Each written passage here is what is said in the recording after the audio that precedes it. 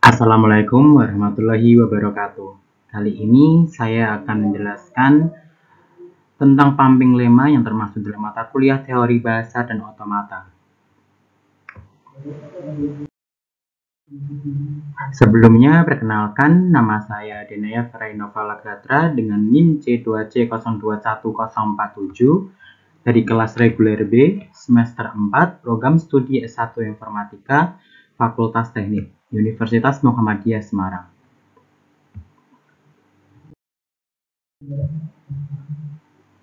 Topik pembahasan tentang pumping lemma kali ini saya akan mengangkat yang pertama, pengenalan pumping lemma, lalu yang kedua syarat bahasa yang dapat diproses, lalu yang ketiga penggunaan pumping lemma, lalu yang keempat kelebihan dan kelemahan, lalu yang kelima kesimpulan.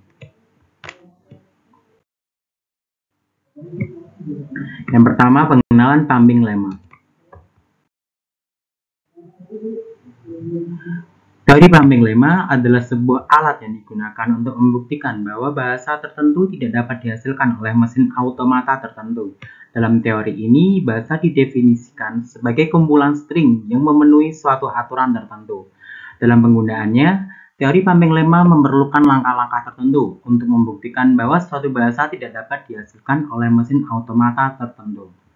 Langkah-langkah tersebut meliputi memilih suatu string pada bahasa, membagi string tersebut menjadi 3 bagian, dan membuktikan bahwa string tersebut tidak dapat dipompa.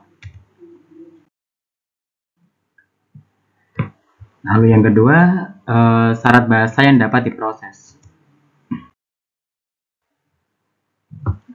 Mesin automata hanya memproses bahasa yang memenuhi syarat. Syarat tersebut antara lain adalah bahasa harus bersifat finite, artinya jumlah string dalam bahasa tersebut harus terbatas.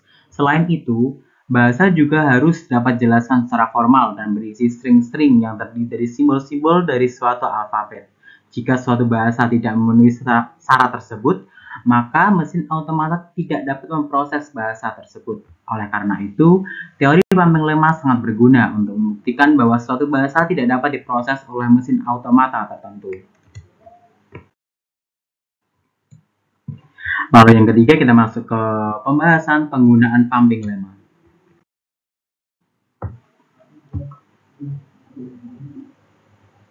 Pertama-tama, pilih sebuah string pada bahasa yang ingin dibuktikan tidak dapat diproses oleh mesin automata tertentu. Kemudian bagi string tersebut menjadi 3 bagian, U, V, dan W. Bagian V harus memiliki panjang yang lebih besar dari 0 dan kurang dari atau sama dengan N, di mana N adalah jumlah state pada mesin automata. Selanjutnya, buktikan bahwa setiap string yang terbentuk dari pompa V mengulang V sebanyak kali juga termasuk dalam bahasa tersebut. Jika hal ini tidak terpenuhi, maka bahasa tidak dapat diproses oleh mesin automata tertentu. Dari teori pumping lemma dapat digunakan untuk membuktikannya.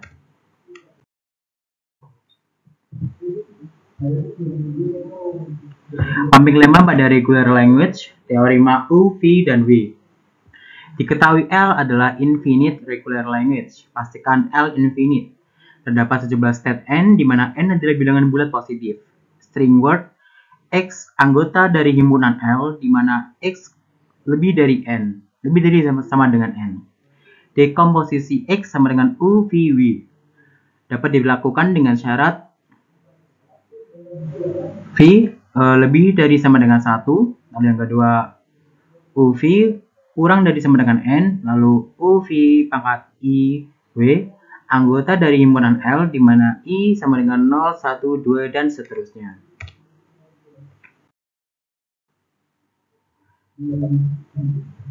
Untuk contoh dari penggunaan pumping lemma, saya menggunakan dari soal A sama dengan DD, D anggota dari himpunan 2, 4, 5, 6, dan 8. Lalu di sini saya pakai P sama dengan 7, S-nya tentu saja X, Y, dan Z, itu bisa dipakai U, V, atau W juga bisa.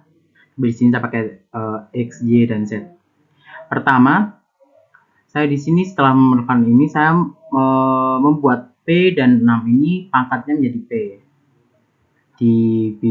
di string 4 dan 6, sehingga didapatkan 2, lalu 4 berulang sebanyak 7 kali, lalu 5, lalu 6 berulang sebanyak 7 kali karena P sama dengan 7 ya di sini. Kali dipangkatkan kan. Lalu 8. Lalu saya bagi 2 dan 4 masuk ke X, lalu 4 sampai ke 4 dan keempat ini masuk ke Y, lalu 4, 4, 5, 6, seterusnya dan 8 masuk ke Z. Seperti yang dilihat di sini. Kita akan masuk ke syarat yang pertama. Y harus lebih dari sama dengan 1. Di sini Y lebih dari sama dengan 1, berarti terpenuhi. Lalu yang kedua, X, Y kurang dari sama dengan P. Di sini X dan Y jumlahnya ada 1, 2, 3, 4, 5, dan 6. Berarti kurang dari sama dengan P. P-nya, ingat, P sama dengan 7.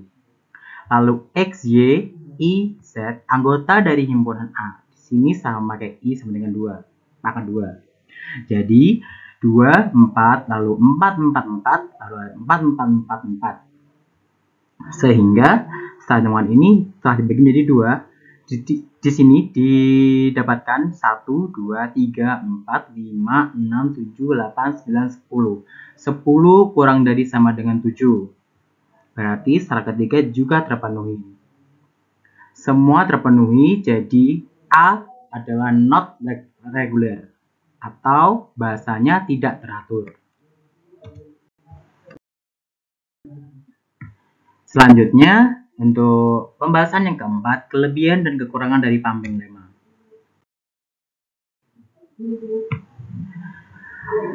Untuk kelebihannya sendiri dari pumping lemma, salah satu kelebihan dari tari pumping lemma adalah kemampuannya untuk membuktikan bahwa suatu bahasa tidak dapat diproses oleh mesin automata tertentu dengan cara yang relatif mudah dan sederhana.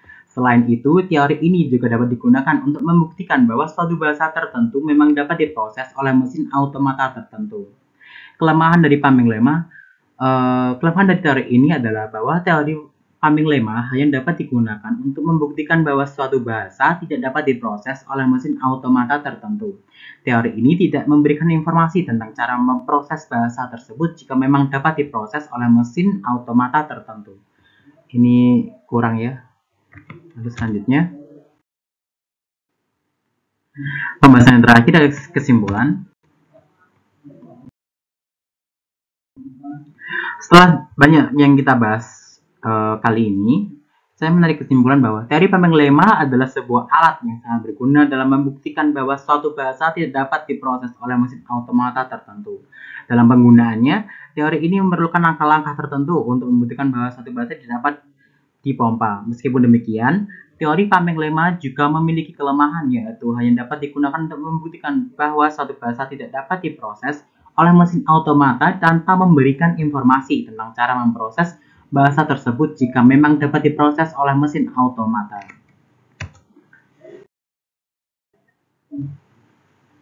Sekian dari saya. Jika ada pertanyaan, silakan komen di bawah. Wassalamualaikum warahmatullahi wabarakatuh.